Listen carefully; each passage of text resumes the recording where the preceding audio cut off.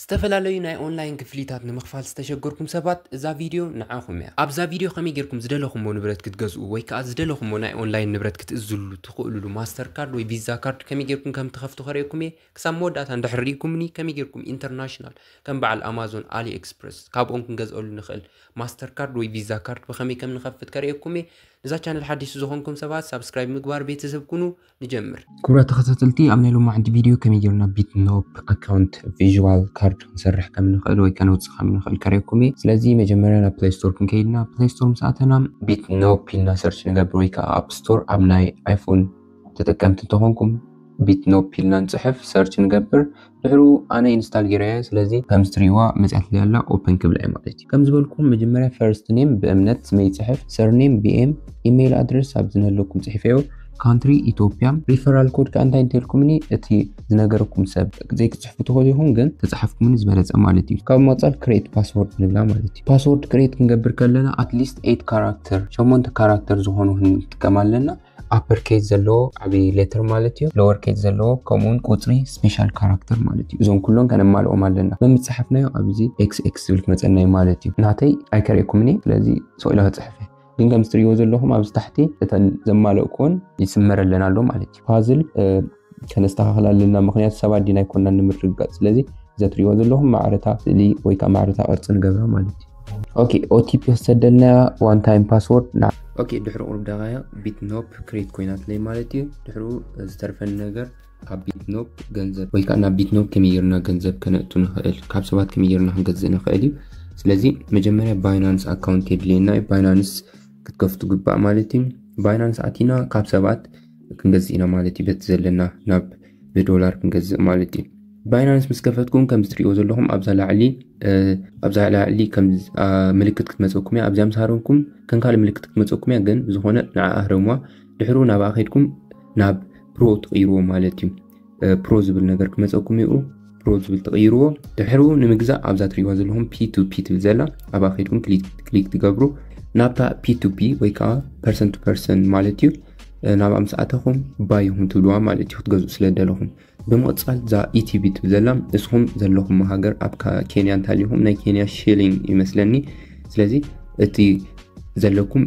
ኣብዚ ትጽሕፎ ወይ ካ ብምንታይ ኹም ክትቀይሩ ደሊኹም ዘለኹም ስለዚህ ኣብዚያ ኣነ ሕጂ ኣብ ኢትዮጵያ ስለ ዘለኹ ኢትዮጵያ ናይ ኢትዮጵያ ኢቲቪ ብር ይኽመርጽ እንተዘይ ኮይኑ ዝተፈላለዩ ናይ ኬንያ ኣብነት ኬንያ ሺሊንግ ነለኩም ኣብዚ ናይ ካል ሃገራት ውን ኣሎ ማለት እዩ ናይ ኩሉ ካብ ዝመሪጽኩም ሰሌክት ገብሩ በመቕጻል ክትገዝኡ ደሊኹም ዘለኹም ካብዚ USDT ኣብዛ ትሪእዋ ዘለኹም በመቕጻል ክንገዝኡ ደሊና ዘለና ኣብዛ USDT ና ክንገዝእ ደሊና ዘለና ስለዚህ ንዓና ሃርማ ማለት እዩ USDT ትብል ዘለና ሃርማ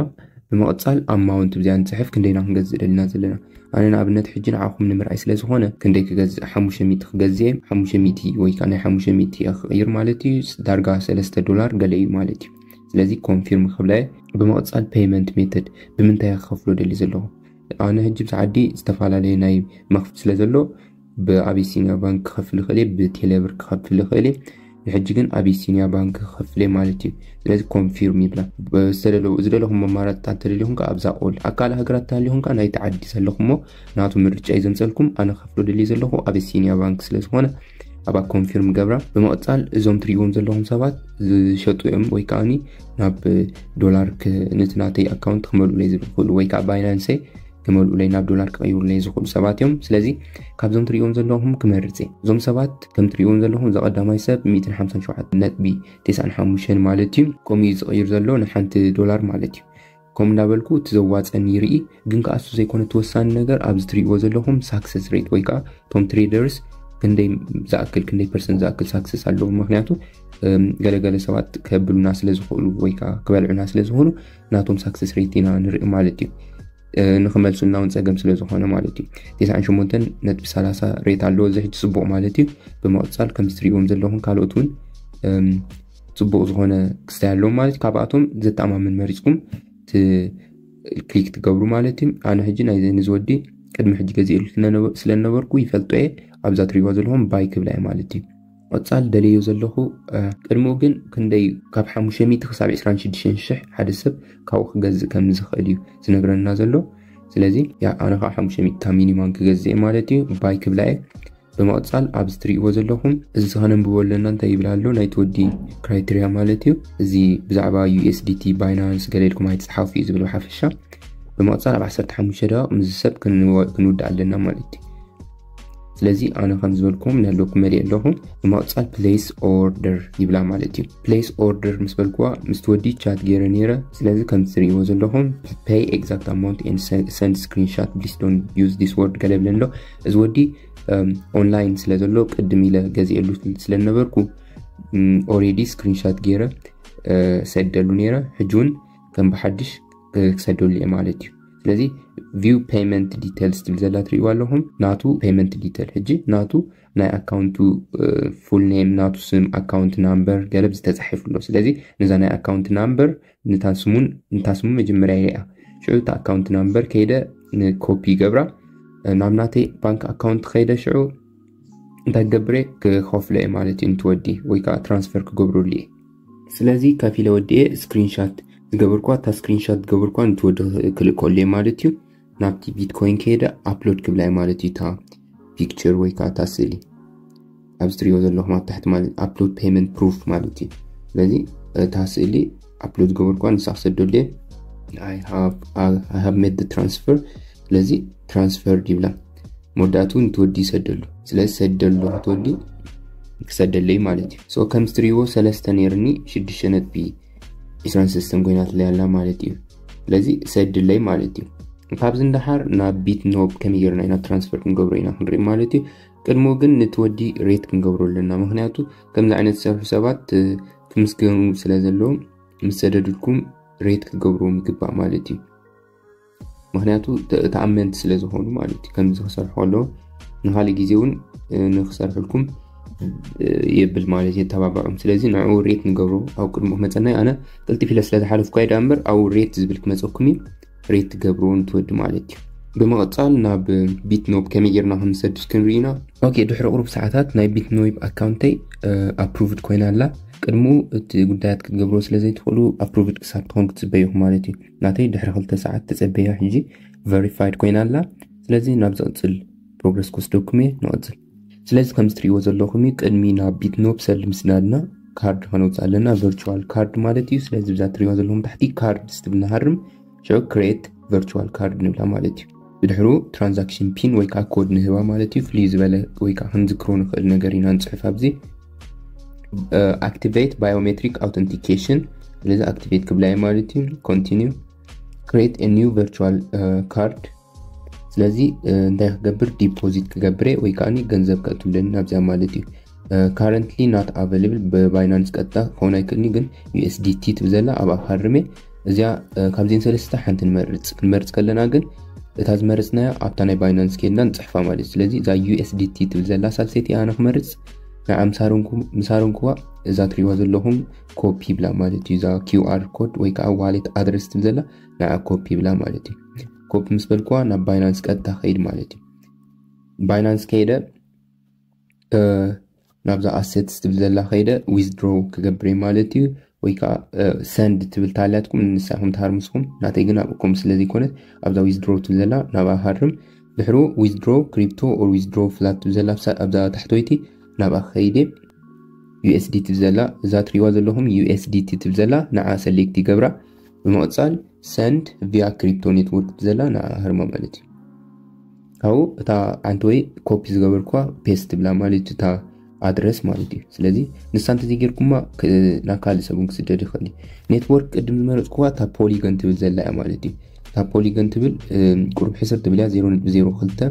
ኮሙን ሚኒመም ዊዝድሮዋል ካብ 4 ጀሚርና ክንገብር ስለንኽእል አራይቫል ታንካ 2 ደቂቃ ወስድ ይኸእል ማለት እዩ ስለዚህ ንዓ ሃርማይ ካው ክንደ ክሰድደለ እንተልኩም ንኻኒ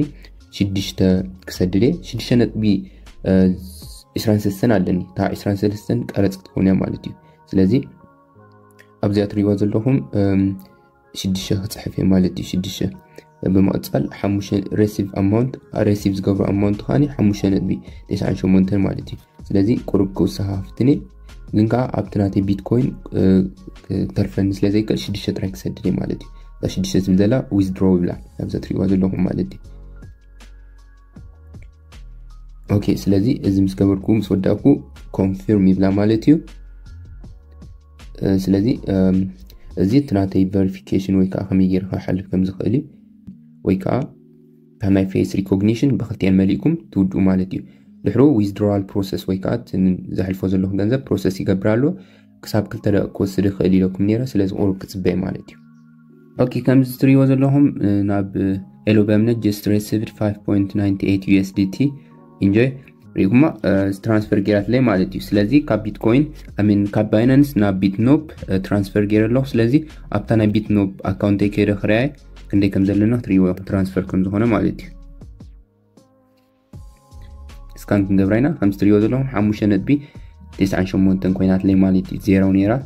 ዜሮ ኔራ 5.98 ኮይናትለይ ማለት እዩ ሰዶም ላይ ማለት እዩ ስለዚ ናብ ካርድስ ከይደ ሕጂ ኸ ክሬት ካርድስ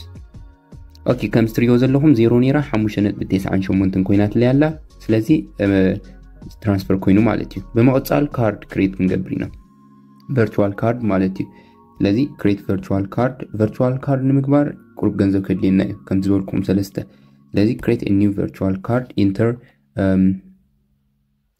ኦኬ ንምንታይ እቲ ገንዘብ ዘድልየና እንተልኩም ናብቲ ናትና ቨርቹዋል ካርድ ትራንስፈር ምግባር ማለት እዩ ዝኾነ ክንገብር ምስ ደለና ብኡ ስለንጥቀም ናብኡ ትራንስፈር ክንገብር ኣለና ሕጂ ኣነ ክንደይ ትራንስፈር ክገብር 5.98 ኣለኒ ስለዚ ቁሩብ ዋላ ሰለስተ ትራንስፈር ክገብር ክፍትኒ ሰለስተ ትራንስፈር ተገብርኩ እኹል መስለኒ ኦኬ ስለዚ ኣነ 5.98 ኣለዋኒ ትራንስፈር ክገብር እንደልዩ ዘለኹ ኩለን ዋላ ትራንስፈር ተገብርኩን ፀገም ይብን ግን ኣብዚኣ ቁሩብ ክተርፍ ኣሎ ኣብቲ ናተይ ኣካውንት ምክንያቱ ትራንዛክሽን ኣሎ ወይ ከዓ ቀረፅ ስለ ዘሎ ከትርፍ ኣለኒ ስለዚ ንኣብነት 4 ይኣክል እዩ 4 ትራንስፈር ገብር ክትገብሩ ከለኹም ግን በብቁሩብ ዘይኮነ ብሓንሳብ ዋሃሊልኩም ምክንያቱ እቲ ናትኩም ገንዘብ ቁሩብ ክስታይ ክኾነኩም ይኽእል እዩ እቲ ትራንዛክሽን ክበዝሐኩም ስለ ዝኽእል እቲ ትደልይዎ ነገር ኣዋህሊልኩም ትራንስፈር ትገብሮ ተመራፂ ይኾን ኣብቲ ናትኩም ቨርቹዋል ካርድ እንተቐመጥኩምን ይምረፅ ማለት እዩ ዝኾነ ነገር ክትገዝኡ ምስ ትደልዩ ቀጥታ ማለት እዩ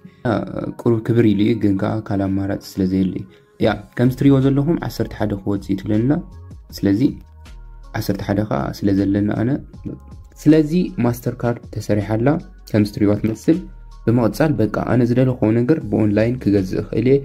ዝደለኹዎ ነገር ክገብር ክእል እየ ማለት ከም ማንም ማስተር ካርድ ዘለዎ ማለት እዩ ስለዚ ንስኹምን ከምዚ ጌርኩም ናይ ባዕልኩም ማስተር ካርድ ክትሰርሑ ክትከፍቱ ትኽእሉ ኢኹም ማለት እዩ መወዳእታ ስለ ዝረኣኹምኒ ብጣዕሚ የመስግን ክሳብ መወዳእታ ስለ ዝረኣኹምኒ ብጣዕሚ መስግን ገለ ነገር ረኺብኩም ክትኮኑ ተስፋ ገብር ዋላ ንእሽተይ ተኾነት ተማሂርኩም ክትኮኑ ተስፋ ገብር ቴንክ ሶ ማች ኣብ ዝቕፅል ቪድዮ ንረኸበና ስለዚ ከም ዝዘራእኹም ጌርኩም ማስተር ካርድ ወይ ከዓ ቪዛ ካርድ ክትከፍቱ ትኽእሉ ኢኹም ብኦንላይን ዝደለኹምዎ ክፍሊት ወይ ከዓ ዝደለኹምዎ ንብረት ብቐሊሉ ክትገዝእሉ ትኽእሉ ኣጋጣሚ እዩ ክሳብ መወዳእታ ስለ ዝረኣኹምኒ ብጣዕሚ እየ ዘመስግን ገለ ነገር ተማሂርኩም ክትኮኑ ተስፋ ገብር እንተኾይኑ ከዓኒ ሳብስክራይብ ምግባር ቤተሰብ ኩኑ ኣብ ዝቕፅል ቪድዮና ወይ ከዓ ዝቕፅል ቪድዮ ንኸይሓልፈኩም እንታ ናይ ደወል ምልክት ረምዋ ኣብ ዝቕፅል ቪድዮ ንራኽበና ቻው